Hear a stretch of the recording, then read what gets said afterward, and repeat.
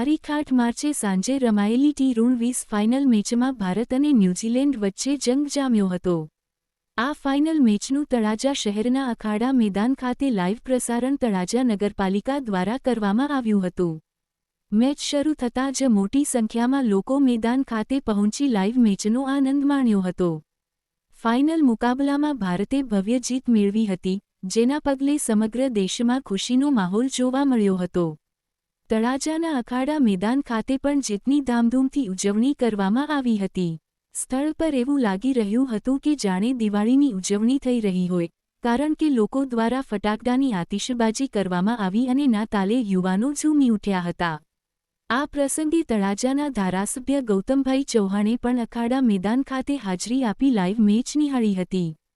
સાથે તળાજા શહેર ભાજપ પ્રમુખ કે. વાળા, હિંમતભાઈ ડાભી, આદિત્યભાઈ ઓઝા, હરેશભાઈ મેર, આનંદભાઈ રાજદેવ તેમજ શિવાય ગ્રુપના વિમલ બાંભણિયા, સંજય ડાભી સહિત મોટી સંખ્યામાં યુવાનો અને શહેરના લોકો ઉપસ્થિત રહ્યા હતા। ભારતની જીત બાદ તળાજા શહેરમાં ભવ્ય જશ્ન મનાવવામાં આવ્યો હતો।